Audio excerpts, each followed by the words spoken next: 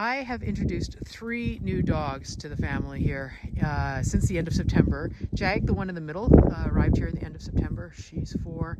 And then Ted, the one in front, and Roy, the one in the back, just arrived here. It'll be a week tonight.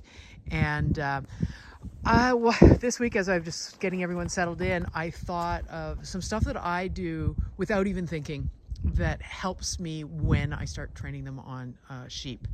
And one of those things is how they're allowed out of their runs.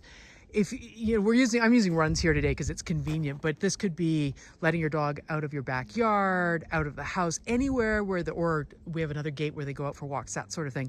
Anywhere where the dog's anticipating, freedom and fun. And so I have some rules, and it helps teach them to be just, nice, settled dogs.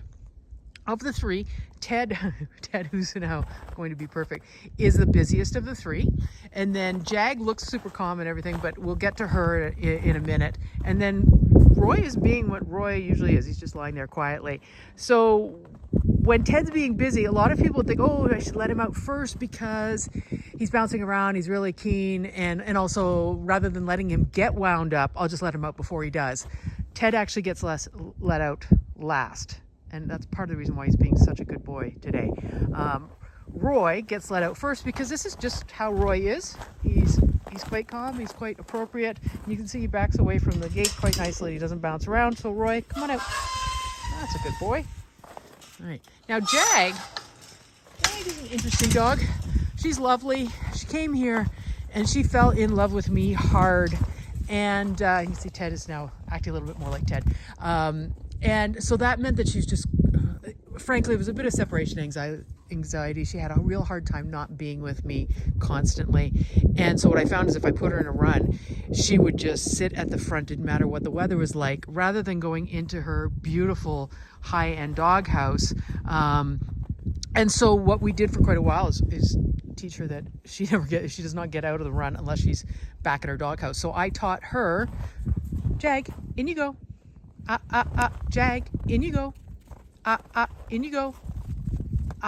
Jag, in you go.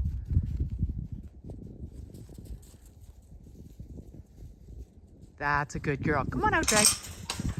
Now you can tell she's a little rusty because frankly, it's changed her attitude. She is so much happier being on her own now, and she's much more relaxed about it. She acts like what I call in quotations, a normal dog. And so we just haven't had to do it for a while, but for a number of weeks, she just learned if she was in her doghouse, she got let out. If she was waiting by the front gate, she did not get let out. And I would just tell her, in you go. She would run to her doghouse, wait nicely, and then I'd let her out. And that has really actually solved a lot of her issues with the separation anxiety.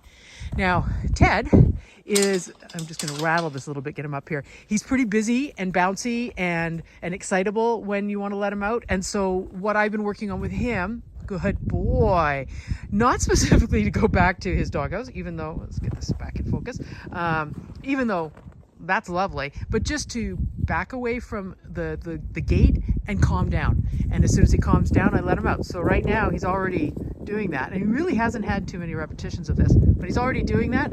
So because he's being calm and quiet, Ted, come on out. Attaboy, good dog. So really, I'm just insisting on something that I can control, and without getting angry or anything, and just basically saying these are some ground rules, and it teaches the dogs too also a little bit of impulse control, right? Good dog. So anyways, just a little tip, you might want to try it. There's I'm sure you can think of different ways to set things up at your own place to teach the dogs a little bit of self-control, gets them what they want.